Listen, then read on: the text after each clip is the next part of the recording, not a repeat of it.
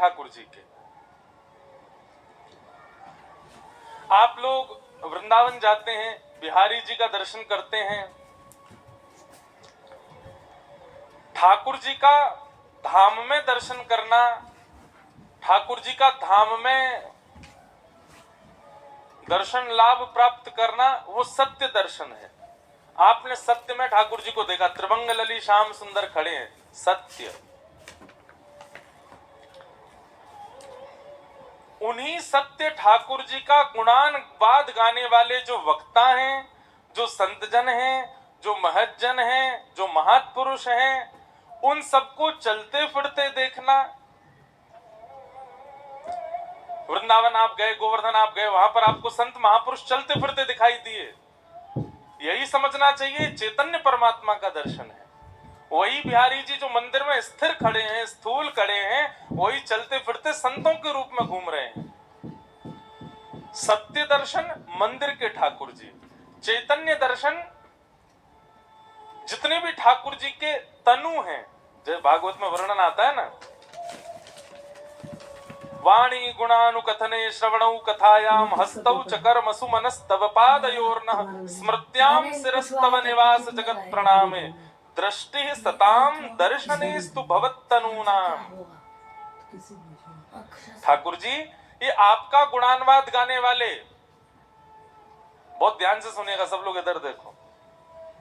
हमारा generator on हो गया है तो इसलिए बहुत सावधानी से सुनिएगा।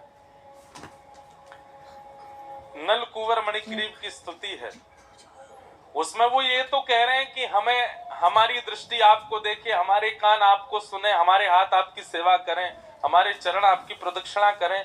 पर एक अर्थ इसका यह भी लगाया जा सकता है, हे नाथ, जो आपको दर्शन करते हैं, जो आपको सुनते हैं, जो आपको गाते हैं, जो आपकी सेवा करते हैं, जो आपकी प्रदक्षिणा करते हैं, जिनका जीवन केवल और केवल आप हैं नाथ, ऐसे महत्पुरुष, ऐसे संतजन, ऐसे वक्तागण, ऐसे वैष्णवों को भी अगर हम दर्शन करें तो वो आपके दर्शन के समान है।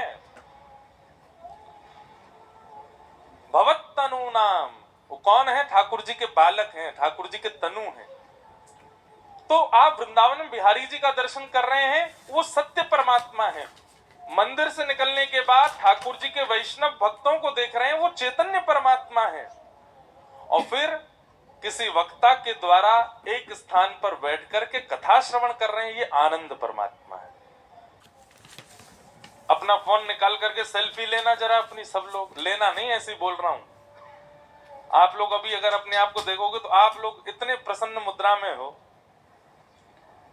किसी की शादी की पिक्चर हो, किसी की जन्मदिन की पिक्चर हो और किसी की कथा की पिक्चर हो, तीनों एक साथ करना, आप सबसे सुंदर कथा वाली फोटोज में लगोगे। क्यों? क्योंकि यहां आप सुख में नहीं हो, यहां आप आनंद में हो। तीन रूप हैं ठाकुर जी के, पहले मंदिर में विराजमान हैं, दूसरे संत महत्पुरुष और वक्तागणों के रूप में विचरण कर रहे हैं, ये चैतन्य परमात्मा है। और कथा जो श्रवण आप करते हैं शब्द के रूप से, कर्ण रंध्र से प्रवेश करके जो आपको आनंदित कर देती है, आनंद परमात्मा है, सच्चिदानंद रूपाय। तीनों के दर्शन किए आपने। आपने बिहारी जी भी देखे हैं, आपने संतजन महत्पुरुष भी देखे हैं, वैष्णव जन भी देखे हैं, और कथा भी सुन रहे हो, तीनों के दर्शन हो गए। सच्चिदानंद रूपाय। हर व्यक्ति का नियम बन जाए कि प्रत्येक दिन मुझे इन तीन के दर्शन तो करने ही हैं। पहले सत्य स्वरूप किसी मंदिर में विराजमान ठाकुर जी, फिर चैतन्य स्वरूप चलते फिरते कोई महत्पुरुष, और तीसरे ठाकुर जी की कथा रूपी ये शब्द में शब्द ब्रह्म आनंद परमात्मा, सच्चिदानंद रूपाय। विश्वोत्पत्त्यादि हेतवे, विश्व की उत्पत्ति, पालन और संहार के जो हेतु हैं। अब देखो यहां पर भी बात सिद्ध होती है, संसार का प्रारंभ किसने किया? मंदिर में बैठे जो ठाकुर जी दिखते हैं उन्होंने ही प्रारंभ किया। इस संसार में आने के बाद हर जीवात्मा का पथिक करने वाले, पथ प्रदर्शन करने वाली कथा रूपी वक्तागण, वैष्णव जन, संत जन, ये पालन करने वाले। और संहार के देव वो भी श्रीमद् भागवत है। नाम संकीर्तनम यस्य सर्व पाप प्रणाशनो प्रणामो दुख समनस्तम नमामि हरिम परम।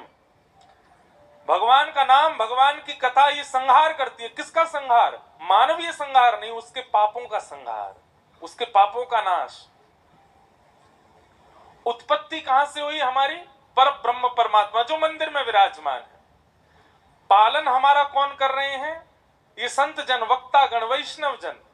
और हमारा संहार कौन कर रहे हैं? ये कथा, ये कीर्तन, ये नाम संकीर्तन।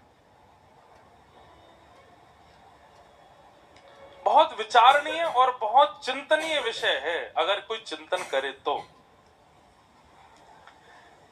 हम आपसे बस एक ही नियम की आज्ञा करेंगे कि एक ही नियम रखिए कि नित्य मंदिर दर्शन, नित्य वैष्णव दर्शन और नित्य कथा श्रवण, ये 3 काम आप करिए और कुछ मत करिए। और बाकी अपना ऑफिस का काम कीजिए, अपना घरचर्या का जो काम है वो करिए। बस ये 3 के लिए एक समय निकाल लीजिए।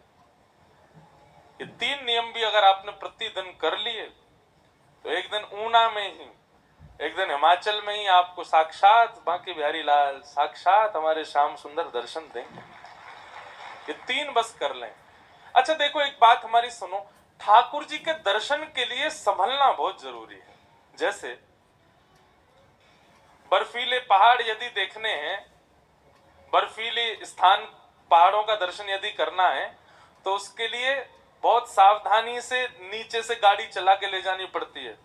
कई जगह मोटे मोटे राउंड आते हैं, कट आते हैं, बहुत कुछ आता है। सब जगह आपको सावधानी रखनी है।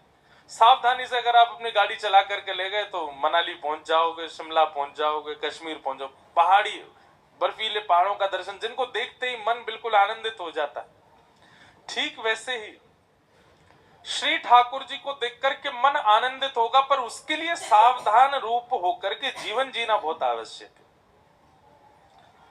सावधानी हटी, दुर्घटना घटी। हम लोग कई बार कथा सुनते हैं, संत जनों को, वैष्णव जनों को प्रणाम करते, पर असावधान रहते हैं। असावधान कैसे रहते हैं? जैसे ही कोई भोग की वस्तु, काम की वस्तु, क्रोध की वस्तु सामने आती है, अपना आपा खो देते हैं।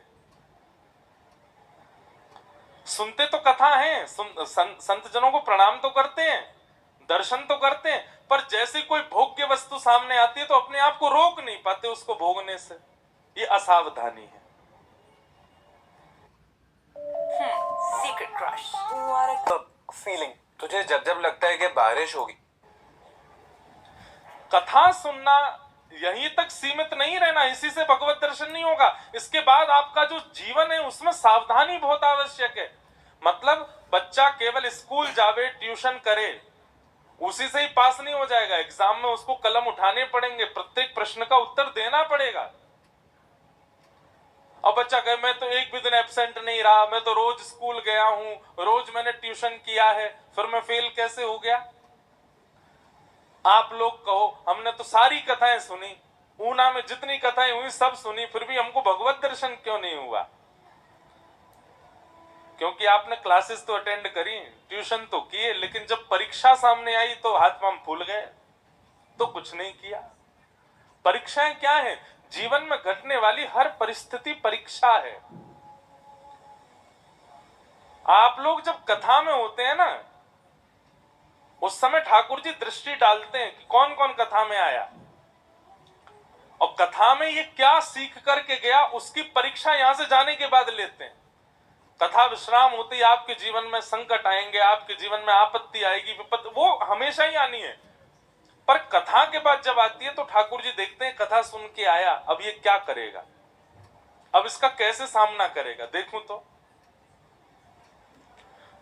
इसलिए सावधानी बहुत आवश्यक है, तभी श्री कृष्ण दर्शन देंगे। जीवन बहुत सुधरा हुआ, संभला हुआ चाहिए हमें, उसी के लिए कथा है।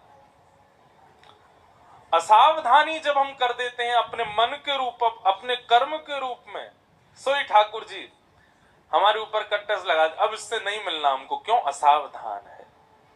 बस कथा सुनने जाता है, खाना पूर्ति। और कई लोग तो कथा सुनने नहीं आते, कथा के बाद भंडारा उड़ाने आते हैं, या कथा से पहले भंडारा उड़ाने आते हैं। इसलिए बहुत सावधान।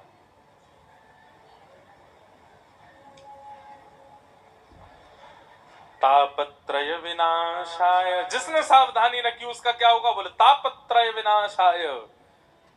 तीनों प्रकार के ताप, तीन प्रकार के दुख हैं, आदि दैविक, आदि भौतिक, आध्यात्मिक। ये तीन ही दुख हैं हमारे जीवन में, चौथा कोई दुख नहीं होता। इन्हीं तीन दुख के अंतर्गत सारे दुख होते हैं। जो सावधानी रखता है या फिर जो तीन नियमों का पालन करता है, भगवत दर्शन, वैष्णव दर्शन और कथा श्रवण, उसके तापत्रय विनाशाय, तीन प्रकार के तापों का नाश करते हैं परमात्मा। ऐसे श्री कृष्णाय वयम नमः, कृष्णाय वयम नमः। सच्चिदानंद रूपाय, कैसे हैं ठाकुर जी? सत्य स्वरूप हैं, चैतन्य स्वरूप हैं और आनंद स्वरूप हैं। देखो, सच्चिदानंद, ये तीन रूप